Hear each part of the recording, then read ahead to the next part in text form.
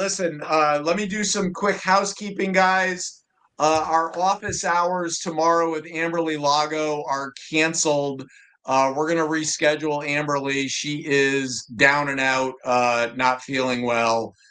So we're canceling that. On the 10th, we have an entrepreneur series special with Dr. Rebecca Stein, who is the CEO of Blind Tiger. Blind Tiger is one of the leaders in the NA space, and they are growing like crazy. And Dr. Stein is absolutely incredible. We follow that up the next day on the 11th with office hours with Antonia Hawk. For those who don't know, Antonia was the former global head of the Ritz-Carlton Leadership Center, and she's considered one of the world's authorities on customer experience. So we've got Antonia on the 11th. On the 19th, we have 25-year Navy SEAL Commander John McCaskill, who is our mindfulness and meditation top advisor. And then on the 26th, we have our entrepreneur advisor, who is Hap Klopp, who founded a tiny little company you've probably never heard of called North Face in 1968 on the campus of Stanford. So if you want to chop it up with Hap on the 26th and talk entrepreneurship, you probably picked the right place. For anyone who's new, so Anthony is brand new to the Outlier Project. So Anthony, great to see you. The format today is about a 30-minute fireside chat where I'm going to pepper Shawn with a whole bunch of questions and then live Q&A. So we'll finish out our session with live Q&A. If you have a question for Shawn, feel free to just drop in the chat that you have a question. You don't have to write it out. Kathy will tee you up and I'll get you hooked up with Shawn. But what a blessing it is to have Shawn Askinosie with us today. His story is incredible. Thank you to Julio, who introduced us. He's a former criminal defense attorney. He's the founder of Askinosie Chocolate, which is a small batch award-winning chocolate factory. Forbes named his company one of the 25 best small businesses in America. And then O Magazine, which is Oprah Winfrey's magazine, said that he is one of the 15 guys who are saving the world. And oh, by the way, Seth Godin wrote a very, very nice little sentence on the cover of his book, which Seth is an absolute legend. So we're going to get into his career and we're going to talk about the book because it is absolutely off the charts. But before we do that, Kathy, get us started. Don't fit in the box, I was born to stand out. Living life on my terms, I've erased all doubt. With passion in my heart and a spark in my eye. I'm the storm, I'm the lightning cutting through the sky. Welcome to the top where the fearless reign, where the dreamers build what the doubters disdain. I'm fierce, I'm bold, I'm the cream of the crop. Bodacious and proud, welcome to the top. Welcome to the top. Bodacious, audacious, no ceiling, no end. Loquacious, vivacious, where legends ascend. An outlier rising, no chains, no block. This is my moment. Welcome to the top. Welcome to the top. Thank you, Kathy. Shawn, welcome. Do you like your intro? It's pretty amazing. I've never seen anything like that. That's pretty cool. We'll send it to you. Starring Shawn Askinosie. That's cool. I am excited. This book is so good, and you co-authored this with your daughter. So let's start there because I love the title. So the title is Meaningful Work, A Quest to Do Great Business, Find Your Calling, and Feed Your Soul. if that is not every human being on Earth's goal, I don't know what is. So let's talk about what was that pivotal moment in your life where you decided to make this pretty substantial career shift from a 2-decade career as a criminal defense attorney to start a chocolate factory? Thanks for having me, and thanks for that question. It's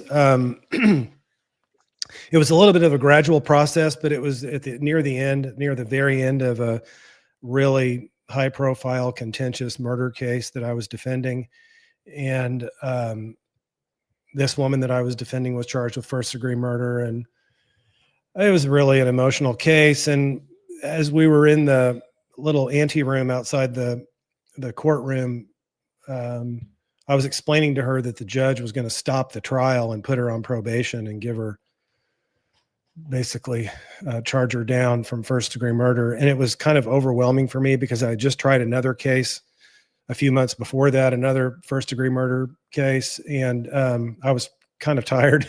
And it just kind of struck me that in that moment, when I was telling her, what the situation was, I was explaining, very matter of factly, like, well, we don't have to take this. I can go to the jury. We can hope for a runaway jury and maybe you'll walk away from here or something like that. And she said to me, Shawn, you've done your best. This is really good. And it's where there was this real role reversal from advocate and protector to here, my client. Now I'm, starting to basically tear up talking to her when she said, you've done a good job. She's basically holding me and so there was just this dramatic role reversal that I wasn't expecting. That's what kind of got me started about, I need to do something else. And it took me 5 years though, from that point. I was still trying cases, still practicing law, but it took me 5 years to land on chocolate. And what I love is, I think you get asked this question a lot, but probably a lot of people on this call don't know what the answer is, which is why chocolate? And your answer is a little surprising. Well, my answer changes depending on the year. It's changed over the years. The answer now is, because I used to be a little bit more self-conscious about that question. Now the answer is, I don't know. I really don't know. I didn't have any hobbies or anything. I didn't know how to do anything but the courtroom. I didn't know how. In fact, I took 0 business classes. I kind of wish I had taken some accounting. I tell young people all over the country now, for the love of the world, please take accounting and finance. But I don't know. I started baking and started grilling. And then I started baking. Then I started making chocolate desserts. Then I'm like, hey, maybe I'll just, make chocolate from scratch. But that moment, the actual moment, was when I was driving to a funeral to a distant relative by myself out near where my grandparents' farm used to be. It was out kind of in farm country near me here in Southwest Missouri. And I was thinking about buying a bakery in Santa Fe. And I was really looking at it pretty carefully. My wife and I love Santa Fe. And so I kept seeing these like signs. I mean, like literally, like there were billboards and bumper stickers on my way that talked about Santa Fe. And I was like, this is really weird. But I had this real sense that it wasn't an affirmation of it, but it was a sort of pushing me away from it. It's kind of hard to explain, to not do it. And then driving back from that funeral is kind of when I just thought to myself, well, I'm working with chocolate. Maybe I'll just make chocolate from scratch. I didn't even know what that meant. I didn't know anything. And then I went to the Amazon literally within a couple of months after that little light bulb to see how farmers do it. And what's amazing is when you did that, this boom, which now, there's kind of a boom in artisanal uh in that sector. I mean, you were kind of a pioneer. Yeah. There were 3 of us in the United States that started at about the same time. And now there's probably, I don't know, 300. The barrier to entry is not what it once was. Absolutely incredible. So, what you've built and the life you're living now, I think, is what most aspire to. So what practical steps do you recommend for somebody searching for their own meaning in work, and their calling? What are the steps that people should take? I think that um, I think the answer to that question is also somewhat dependent on where you are in your career and where you work. So, are you the CEO? Are you the founder? Are you an employee in a large organization? And I think that matters, because it also matters as to like what influence you may or may not have. But it all kind of boils down to there is this kind of need that we have to feel aligned with what we're kind of supposed to be doing, whatever that means. And we sort of sense that when we're doing it. There is a sort of sensation of, oh, hey, this is what I'm supposed to be doing. Yeah, this feels right. This is good. And when we're attuned to that and we kind of listen to that, then we know, hey, I'm kind of on the right track. But what I found in my trouble was, and the advice that I share with people is, there's this whole thing about now, like back then, I recommended people not Googling it. Like, what should I do with the rest of my life? Because literally there's a book by that name. Poe Bronson wrote it. It's a great book. But I think that presents a problem, because Google and now AI, which I use every day, all day, really makes it easy to sort of query in the OpenAI chat box, what should I do next? And so it makes the path harder to find than it was, say, 30 years ago.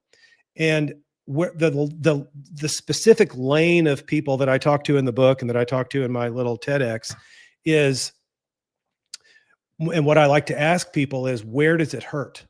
So I ask entrepreneurs, I ask people, even if you're an employee in a hospital that has 20,000 employees, I would ask you, you're the chief nursing officer, or you're the medical director, whatever, where does it hurt? And what I have found is that if people can identify what is the heartbreak in their life, what's the place of sorrow, regardless of how long ago it was it 2 weeks ago or was it 25 years ago? If we can identify that place of pain and then ask for this revelation in our life of a person or a group or someone that needs us, that intersects with that kind of pain that we had in our own lives in some way, just in some way, then we don't say no to that opportunity. It could be a volunteer opportunity. That's what happened to me. That's what I did. Or it could come in a variety of ways. It could be very simple. It could be your neighbor. It could be your friend. It could be your spouse. It could be a volunteer opportunity. And then you just do it. You open up and you do it, and you do it with expecting nothing in return. And that is a paradox, because you will get something, but that's not the idea. And again, this is a very narrow lane of people. And because I think there's a group of people out there too who, I don't find this in middle schoolers or high schoolers, but if I ask, hey, have you had your heart broken? Middle schoolers are like, yeah, but when I talk to 40-year-old business people, they're like, no, I haven't really had a bad thing happen in my life. I haven't, had a health scare. My parents are still alive and I haven't been divorced, or, to which I say, okay, then we've got some work to do, because you need your heart broken. And if you're 40 and you haven't had your heart broken and you haven't been on your knees in sorrow, then we need to work on that. And that's this weird place of, it's a weird place of revelation of what we are meant to do next, or if we're meant to stay in the place that we are professionally. And we just have to be able to open up and listen to that and be ready for any thing. And we just have to have the ears to hear this and be open. And it'll happen while you're doing the thing. And you won't, it's a paradox. And you will experience, I say to people, you will experience what happened to me outside the courtroom, which is this role reversal. So often, like today, right now, I'm sitting here thinking, oh, I can answer Scott's questions, and I probably have something wise to say. I'm the teacher and I have this experience. And well, that's wrong.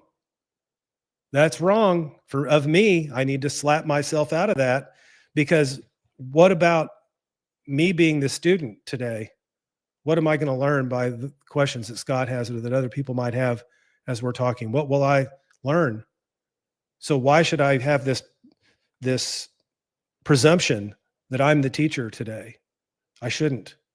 And these role reversals from, the person who expects to be the healer but ends up being healed.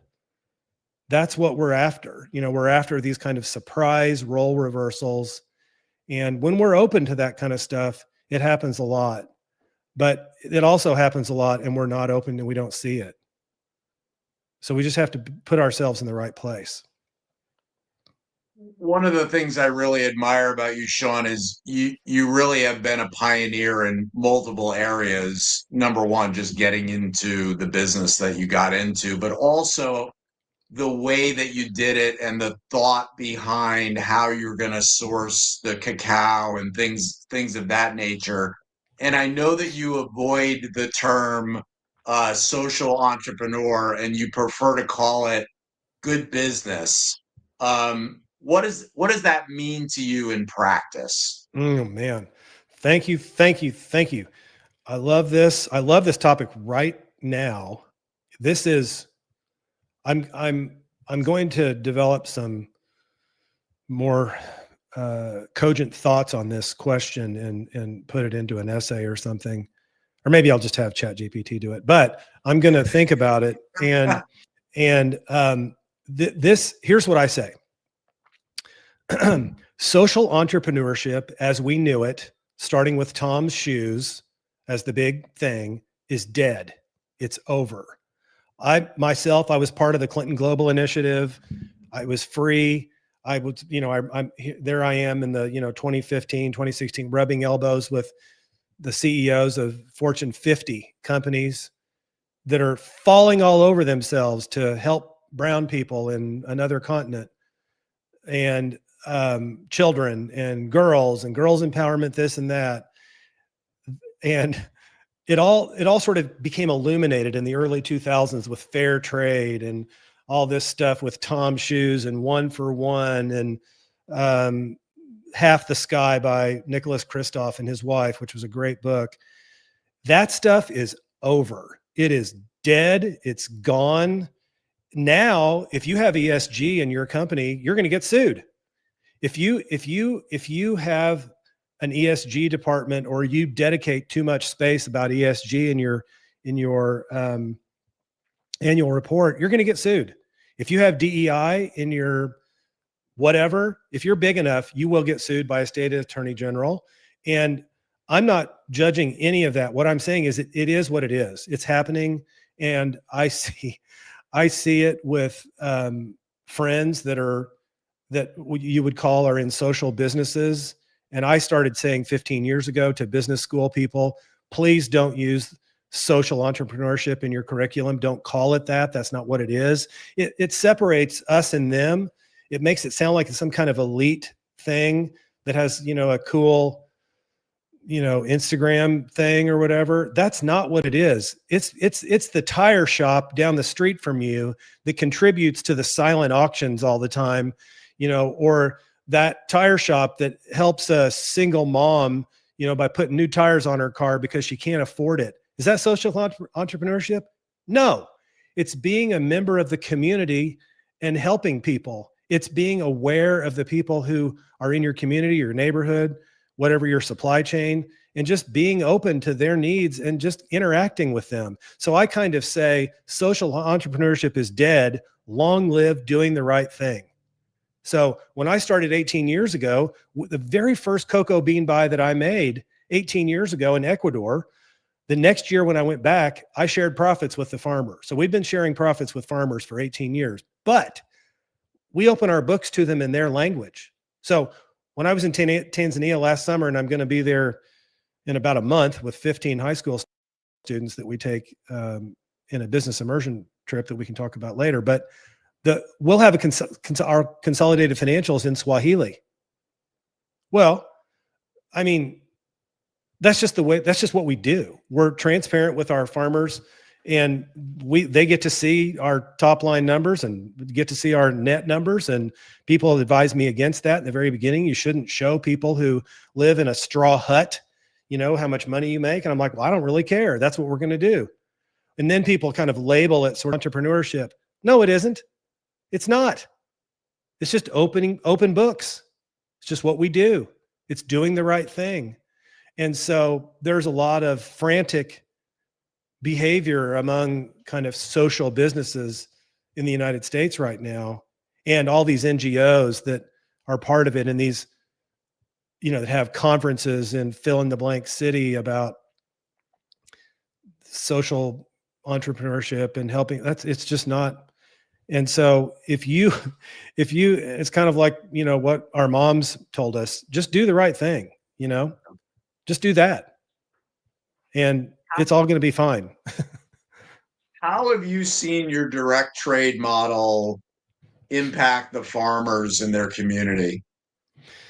The greatest impact that we've seen is probably Tanzania. And we've been buying beans from that 40-member farmer group for 15 years now. And it's led by a woman, always has been led by a woman, which is kind of cool. And we did something, we facilitated with them something, 12 years ago now, which was a 10-year vision of greatness. I write about that in the book, about how people and companies and organizations can write their own vision of greatness. And they did that, and they had 9 points in it. And darned if they didn't just start ticking them off. They'd never thought about 10 months into the future, let alone 10 years. And so one of the biggest changes I've seen is this is going to sound boring, but it isn't to them. And it's what their houses are made out of. None of them live in a straw house anymore, a straw kind of mud. They have brick houses with metal roofs. It's something they're very proud of. All of the farmers in that group and their families have houses like that. So that's one really concrete example of a difference that it's made. And, I could go on and on, especially in Tanzania. Now there's a lot of volatility in the market related to cocoa beans. The price went up about 400%. Let me repeat that again. The price went up about 400% for the cocoa beans about 18 months ago. So it's one of those things that, I wish I had a lot of money, and I'd probably figure out ways to, play those commodities, because I refresh my screen on that probably every hour because it changes with the weather forecast in Ghana and Ivory Coast. The entire world supply price is governed on weather forecasts in Ghana and Ivory Coast. So it's created a lot of instability and volatility in the market. But the farmers are doing better because, for the most part, they are getting the money. Of course, they've always gotten the money directly from us. We taught them how to open bank accounts 18 years ago. Some cases we went to the bank with them. But farmers in other parts of the world are getting more money, and so that's good. But it's created a lot of upheaval in the supply chain, and it's something we're dealing with. But our direct trade model of working with the farmers, it doesn't get us a better deal, because I don't want a better deal. I want the farmers to make what they should make. But at least we have some idea of what the forecast will be of whether or not we're going to get beans. Most of my colleagues, big and small, have no idea what their bean inventory will be from 1 month to the next because of this. Lots of really crazy things happening. How do you measure success in your company beyond financial profits? You know, it's the little things. And because we're so small, I can personally see it and be part of it. We are small, so small that we are not under the jurisdiction of the FMLA. And we have a few people who are married or partners that both people work in the company.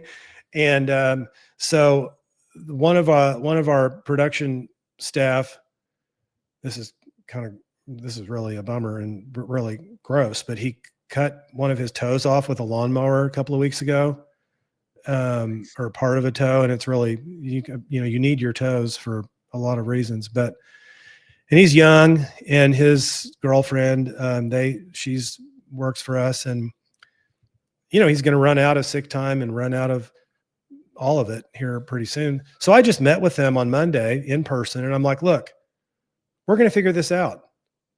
We don't have a policy. We don't need a policy. We'll just keep talking about this, and we're going to get it figured out. Don't worry. Well, I left that meeting, and I'm like, this is what it's all about. It's kind of simple, but those are the ways that we measure. No, those are the ways that I measure success. I measure success now by, can I look back on reflection and say, what just happened? What, like when I'm in Tanzania or Philippines, and I have these moments that I kind of get lost in. They don't last very long, but maybe it's a few minutes, and it's just kind of being as opposed to doing, which I write about in the book. One of the spiritual directors at the Abbey told me a long time ago that my biggest problem is I live a life of doing inserted by being, and I need to live a life of being inserted by doing. And I'm very much a hard-charging, ambitious, go-getter, I'm going to solve this problem and wrestle it to the ground type of person. So it's hard for me to just be. But when I don't know it at the time, and that's the whole point of this, but when I can look back, like that meeting on Monday, and walk to my car and say, okay, that's good, then that was a moment of being that I was just, that I count that as success. Yep. Shawn, how do you integrate your spiritual beliefs into your work and your decision making? I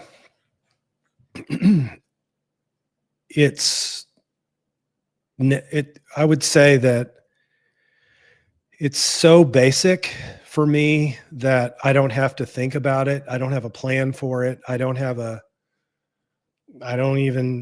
At this point, I recognize the imperfections of myself and know that I'll learn about new frailties that I have, and mistakes that I'll make. And I know that they're there, but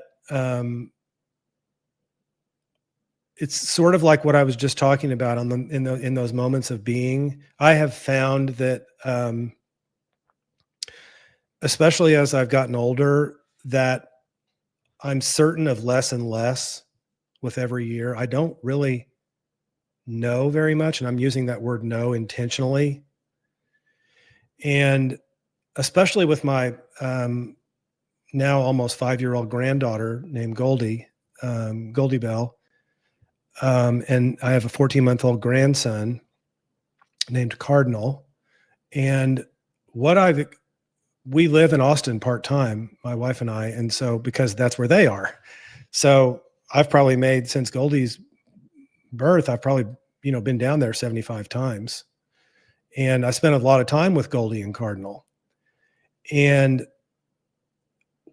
so you're like, wait, what does that have to do with integrating business? And it's that one of the things that they've taught me is the affirmation of what I don't know and the affirmation of what I do know. So there's I really only know, I'm trying to think how weird this is going to sound before I say it, but I really You're only the Outlier know. Project. You can say anything. Yeah. I really only know one thing, and I can derive a lot of things from that one thing. So the only thing I really know is that Goldie and Cardinal love me. And so what I can derive from that is that, well, God must love me in whatever her form may be. And I can also derive from that I'm nothing special. So God must love all of us too, and everything and everyone. That's all I know. But I only really know it from what I said. And so if I know that, then how could I not? I mean, it's like part of me, and it's been part of me. So how could I not, when I'm making a decision, I don't think, oh, well, what does John 3:16 say about this? Or what does any of it say about it? I don't need that. I don't need to research that.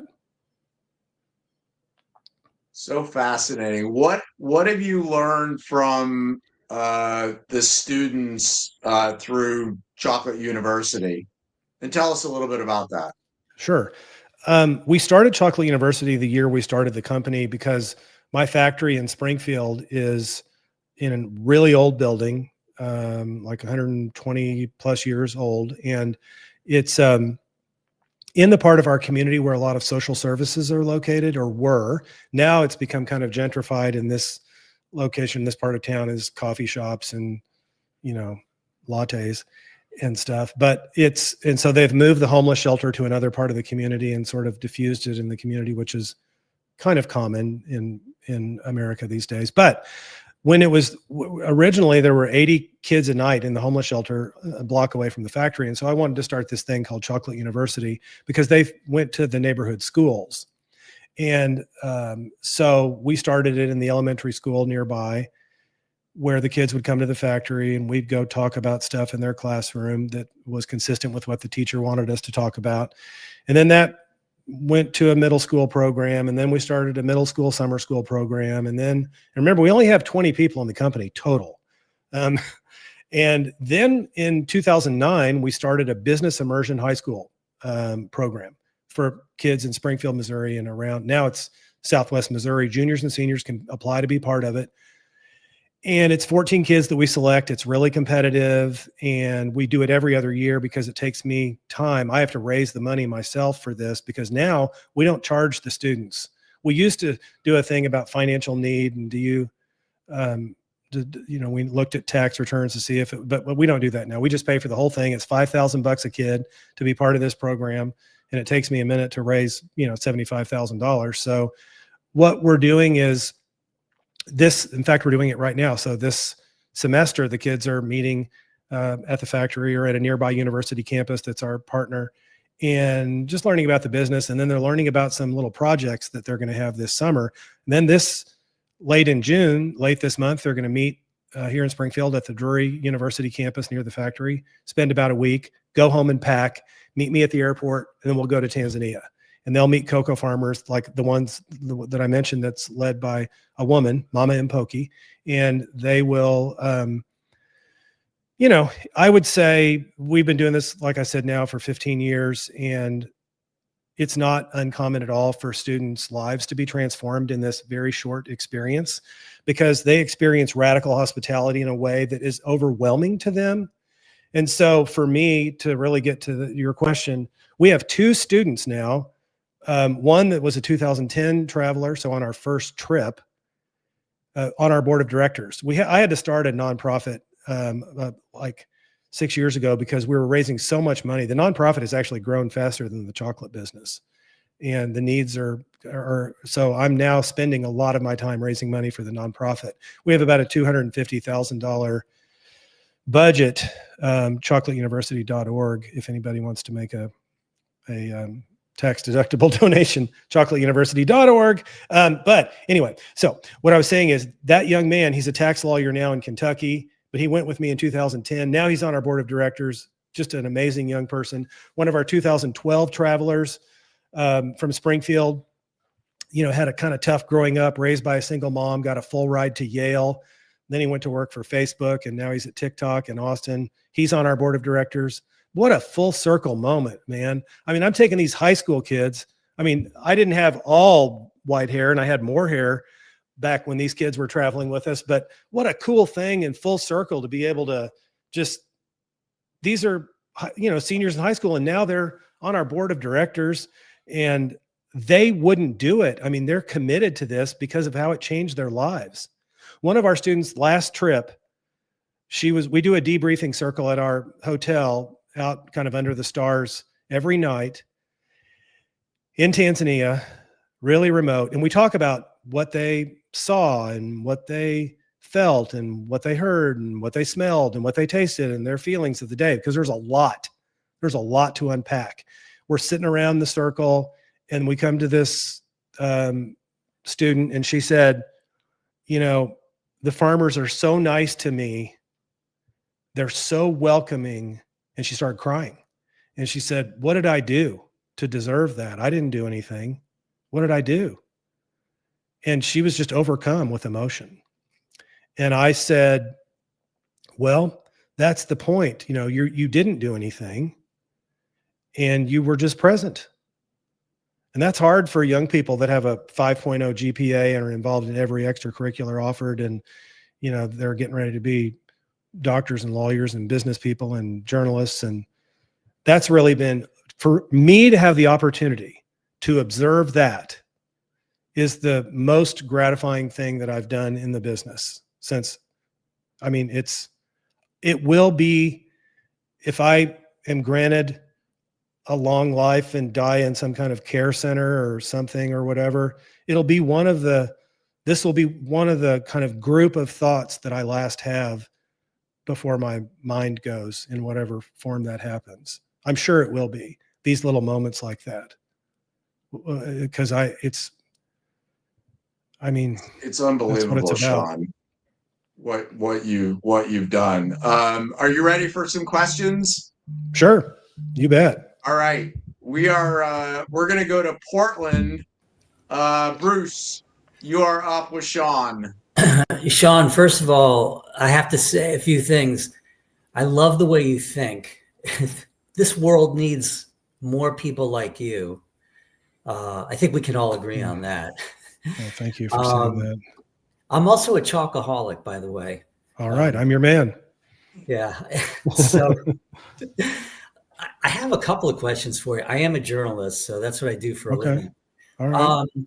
First of all, are you familiar with the documentary Rotten, which did a segment on the chocolate business? Yes. And for those of you who haven't seen it, boy, it can be an unscrupulous practice, can't it? Yes. We're talking about enslaved children in the cocoa supply chain. Yeah. Did you have a question about it, Bruce? I was wondering your reaction to that, and maybe you can enlighten others here who haven't seen that very powerful documentary. Yeah. How there's so much misery associated with such a wonderful product. They did segments too on avocados and other types of food and beverages, the water business as well. But I was so blown away by that, I didn't know anything about that. But it's obvious to me that what you're doing, the practices that you're that you pride yourself on are so diametrically opposed to what's going on across the industry. Mm-hmm. So I was wondering your thoughts on that. Yeah. Then kind of as a corollary, how does chocolate feed your soul? Mm-hmm. Well, the things that I've been describing about. So one of the things that I talk about a lot and I say a lot, and I actually stole this from the craft beer industry. There was a guy, I want to say it might've been a journalist at the beginning of the craft beer movement, like in the early 90s, who said, it's not about the beer, it's about the beer. And so what I say is it's not about the chocolate, it's about the chocolate. And that's kind of confounding, but it's the truth. So all of this stuff, taking kids to Tanzania, opening my books, doing consolidated financial, that's not about chocolate. It's not. But yeah, it is. It is about chocolate. And so there's this kind of weird, I like to look at it in a non-dual perspective and say that it's connected to each other. And so for me, that moment when that young person said, what did I do to deserve this? And had that kind of aha moment that was emotional for her, then that's feeding my soul from this business. And when I visited a kindergarten in the Philippines this past January, where we buy beans, and it was our 6th school lunch program that we had started in this kindergarten of all malnourished children. We have a donor, 2 sisters that support that group called A Beautiful Mess. They have a blog and they're kind of famous in the craft world, but A Beautiful Mess. They support the kindergarten to get fed. And when I go see these kids eating, and none of them now are severely malnourished the way they were when we started the program a year and a half ago, that feeds my soul. That feeds my soul. Now, to your original question. So to kind of not totally dominate I could talk about this for another hour, but both sides of this debate and litigation about the use of enslaved children in the supply chain agree that there's about 1.7 million children in Ghana and Ivory Coast that are currently in the supply chain, of which about 70% are involved in what's called the worst forms of child labor. So think 9-year-old with a machete, 10-year-old with a fertilizer backpack, and about 60, it depends on who you talk to, 60 to 75% of the world supply of beans comes from Ghana and Ivory Coast. We don't buy there, never have bought from there. We buy from Tanzania, Philippines, and Ecuador. And I have not, even in those countries that I buy, ever experienced children in the supply chain. Now, I worked on my grandparents' farm. I baled hay. I felt like I was enslaved sometimes, but that's not what that is. This isn't, my grandpa telling me to go out and milk the cows. That's not what this is. This is children who can't go to school, that are working dangerous jobs and who often are paid nothing, or their families are paid nothing. And so when you realize that Mars, Mondelez, Nestle, Hershey, Barry Callebaut, the largest chocolate maker in the world in Switzerland, they are all sourcing their beans from there. Almost all of their beans come from this place.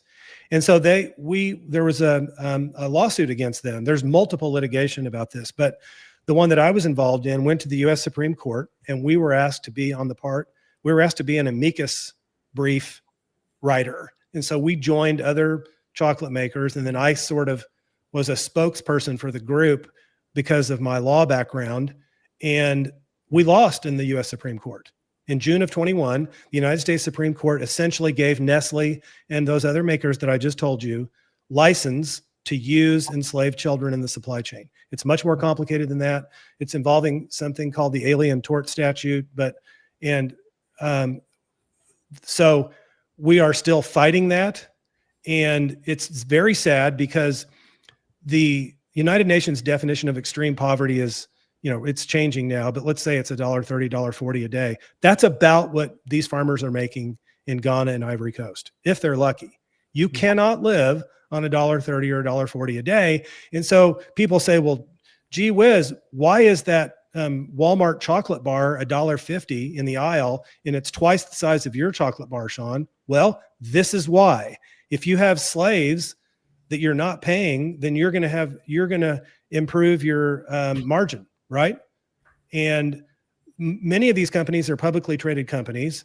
And so they have a duty to the shareholder. And frankly, that duty to the shareholder will supersede almost everything up to, and by the way, all of these companies signed a treaty called the Harkin-Engel Protocol in 2003 and promised in writing that they would solve this problem. And they keep changing moving the goalpost. Now it's like 2030 by the time this is all going to be. And let me also say, Bruce, and this, one of the things that really disturbs me about this, well, okay, I'm going to say the thing that disturbs me, and then I'm going to give the good news at the end. What disturbs me is, for the most part, people don't care. And why I'm saying that is because in the news in the last 12 months, we've had documented examples of children working in factories in the United States, at Tyson and where I forgot where the other places were. People aren't, I mean, individuals, of course, are. I mean, probably Bruce and I are upset, but I mean, how could this be in the United States? How could this possibly be that a child is cutting up chickens and we're not just freaked out about it? So if they're not freaked about it in the United States, they sure aren't going to care about it. And they're going to be like, oh, well, I'll just buy the Snickers bar, for $2. I mean, and kind of look the other way. And but I used to get really upset about that. Now I'm like, you know what? There's so many things to care about. I mean, pick something. Ukraine, Gaza. I mean, pick whatever it is, whatever side of the aisle you're on, there's something to care about and care about deeply. And so there's so much noise now that we have difficulty. We can be overwhelmed. We can really be overwhelmed by all of the things to care about. And all joking aside, I believe, and I study e-commerce a lot. I mean, I'm reading, because we have a big direct, you order from us, we'll ship it to you. We have a big direct to consumer business. And I am convinced that AI technology in the e-commerce space is going to help people like Bruce and I cut through all of the marketing BS that these companies and many companies spend millions and millions and millions of dollars to convince you that they're doing whatever it is, A, B, or C. And we'll find out the information that we need and that we want, and we'll be able to care about it, but it won't be so overwhelming to us because we're going to have the information that we need. So I think that's one of the things that AI is going to do for us, and sort of democratize the marketing space, because we will be bombarded by AI bots telling us what they think we want and what we need, but we will be able to shield that.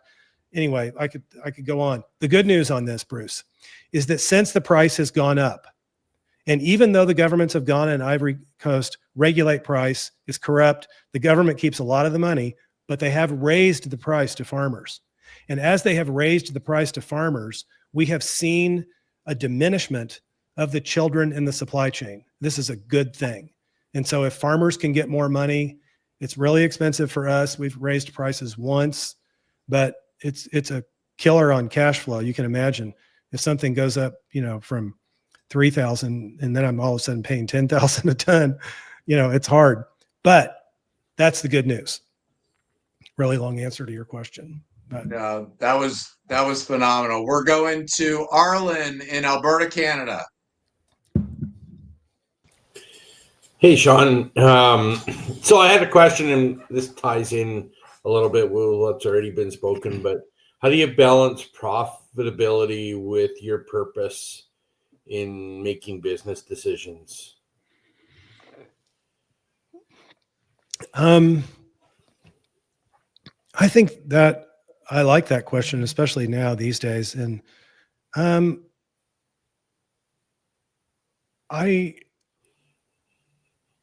I don't know. I don't really balance anything. Okay. I don't believe in work-life balance. I don't believe in balance. I mean, if you could find out who you are, if you know who you are, and I mean, I'm working on it, but then you don't have to worry about that. You're being true to yourself. If you find your true self, as Thomas Merton would call it, or if you find your ground of being or your true nature or whatever we want to call it, then you don't have to worry about balance. You don't have to worry about balance of anything. So for me, like now, and this question hasn't come up, but we're in the process. I'm 64 years old. My daughter's not going to take the business over. We're in the process of finding an investor and seeing what the new path is. And as I'm looking at finding an investor, and I don't have any partners. I don't have any investors. I'm thinking, maybe I should have paid more attention over the last 18 years of growing top line revenue. I haven't. I've spent more time raising money to take kids to Tanzania, and I wouldn't change anything about that, though. I'm joking about what maybe I should have, but I see now that probably if I'd started this company when I was 20, I might have a different picture of the whole thing. You know, I'm kind of fortunate that I started this in my 40s, and I had a different perspective, and I'd saved money up to put in it, you know, and so I don't really think, believe me, I mean, we have finance meetings every week, and I'm looking at this very carefully. We have really serious cash flow tools, and I'm kind of obsessive about the information that I need because I didn't have accounting and finance. I'm obsessive now about all the information that I need at my fingertips. And so I'm watching profitability. I'm very, very careful about it because I couldn't do any of this stuff if I went out of business. So I have to be super careful about it, and I have to watch it, and I can't make decisions that would be detrimental to my own, well, hey, here's the thing. I told my wife 18 months ago when the prices started shooting, we've always paid, double, triple what the world market price was on cocoa beans. Well, we're not doing that now. we're not paying $30,000 a metric ton for cocoa beans. We're not doing it now.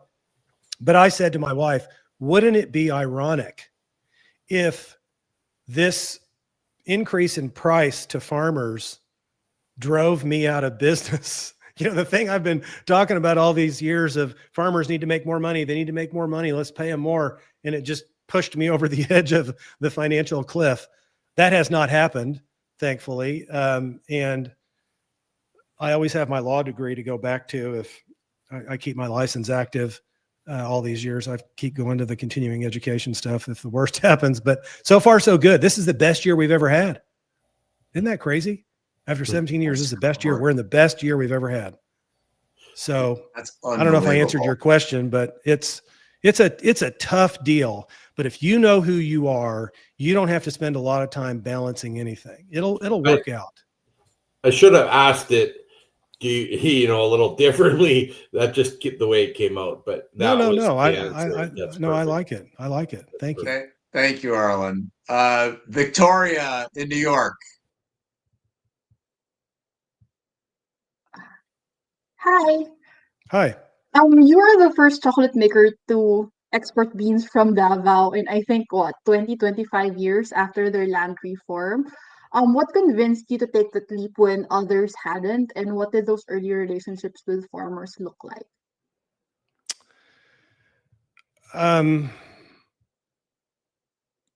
Where are you from in the Philippines?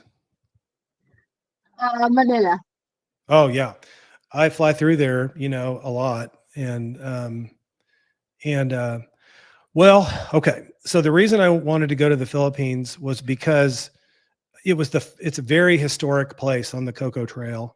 And it's the first place that the conquering Spaniards took cocoa to grow after Africa in the late 1500s. So around 1600-ish, the Spanish brought beans to the Philippines to grow. Mm-hmm. And I was fascinated by that. I love Southeast Asia. My first big college job was working for the American Embassy in Thailand in 1980, helping resettling refugees there. And then I went to school in Japan for a year. So I really love Asia and Southeast Asia. And I wanted to go there. And then when I did go there, I started realizing that there had not been an export since land reform.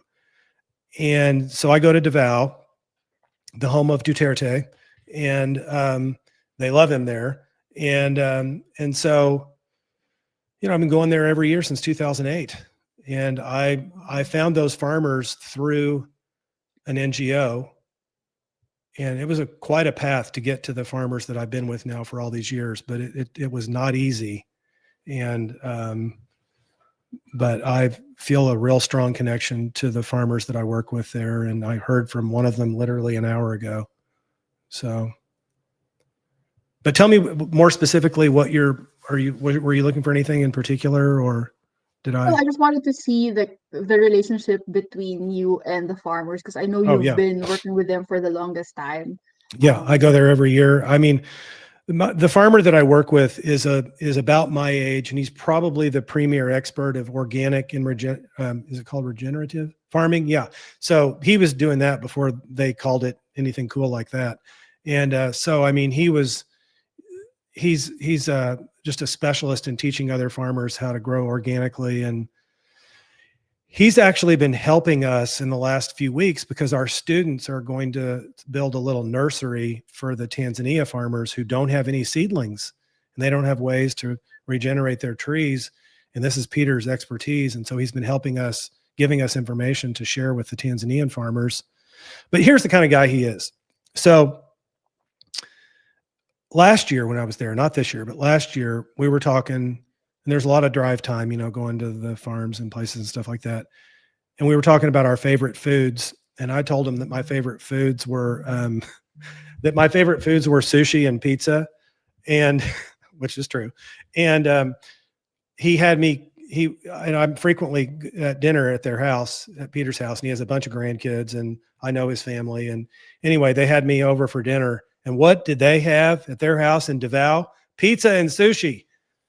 I was like, oh my gosh, this guy, he really cares about me, and that's the kind of relationship that I have with him and other farmers. And, it's not perfect in all these, and especially because I've been doing this now with these farmers and visiting them every year since 2008. And one thing that I'm noticing, and this is true in all of business and all of life and all of nature, and that's entropy. Entropy is a fact of reality. And it's also a fact of, the farmers that I work with in Ecuador are getting older and their kids are not taking over. One of them, the main one that I work with, is 82, still goes out to his farm every day, but it's a problem. So that's real life entropy. And so I'm very mindful of organizational entropy, what's happening in my business. I'm looking at it. I try to look at it as an observer and ask what I can do to reinvigorate it.